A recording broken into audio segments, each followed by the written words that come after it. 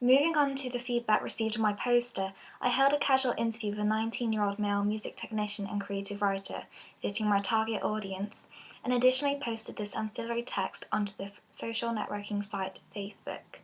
Opening with the one-to-one interview, I asked the interviewee about the representation of the girl in the main image. So what do you think of the representation of this girl? What do you think she sort of looks She looks upset.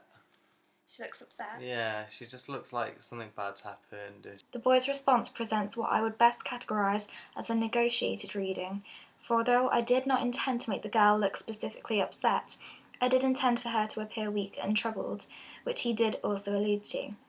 This response informed me that the representation I had attempted to construct within my poster was effective to an extent, and also this feedback enlightened me to a feasible alternative interpretation of the protagonist being upset. We then discussed the colour scheme, which my interviewee instantly praised. What do you think of the colour scheme? The colour scheme's cool. You've kept it basic, but at the same time, it's like basic on the outside, and then on the inside, it's like obviously the girl's colourful and everything. You've got the red. You got the blue eyes, you got the red lips, brown hair, the shirt, yeah, that works. Everything just looks black and white outside, but I like it, it's basic. From asking my respondent his opinion on the colour scheme, I not only learnt from his instant commending that this individual within my target market approved of it, but his dissecting of the colours from within the main image and the colour scheme surrounding it was not a way I considered to digest the page.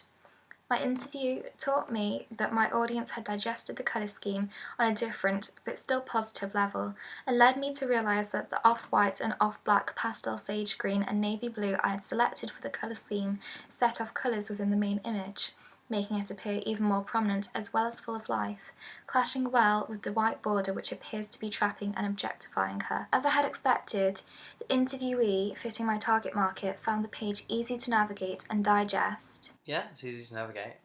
It's fairly simple. It's easy to understand. This feedback useful in that it confirmed my assumption of the page's easiness to understand. I concluded the interview by asking the music technician and creative writer what his favourite and least favourite aspects of the page were. He told me. What's your favourite bit about the page? I like the slogan. I like the way it looks. It looks like it's going to be a sad movie. Like, after watching it, it's going to end in tears, like Schindler's List. I can't say it. Schindler's List, or the other one that makes people cry, Titanic. My interviewee's referral to Schindler's List and Titanic, though neither share the psychological drama genre of my film, informs me of how alluding my tagline was, as a member of the target audience was able to reach a potential conclusion of the narrative having just read that one interrogative sentence. As a result, I now feel I've been successful in the construction of my tagline, as well as in making it a prominent feature of my poster, for the 19-year-old managed to locate, read and distinguish how valuable the element was in the brief time of the interview, which, to mimic real-life product exposure, I ensured was brief. When asked if there was anything he disliked, the interviewee responded, The hands at the top.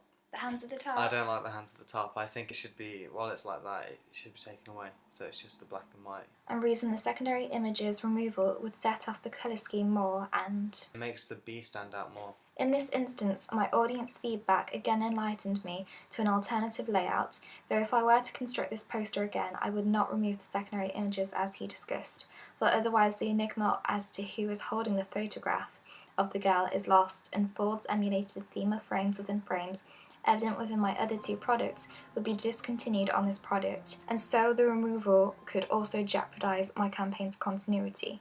That being said, I do appreciate my interviewee's feedback, and I learnt also that the audience, as well as myself, feel the film title could stand to be a little more prominent on the poster. Turning to the Facebook feedback I received, though I didn't receive as much as I did for my trailer, I was given an insight into what elements my audience felt worked particularly well.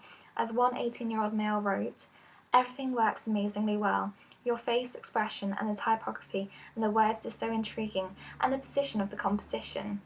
I interpret that the words are so intriguing as a reference to the enigmatic tagline, and having received similar positive feedback in relation to this element in my interview, I am led to believe that my tagline was particularly successful, an elusive element that was also very noticeable, This feedback has also educated me that my target audience felt the mise-en-scene of the actor's facial expression was very appropriate and convincing, and that the serif typography was understood as being part of an overall traditional stylization.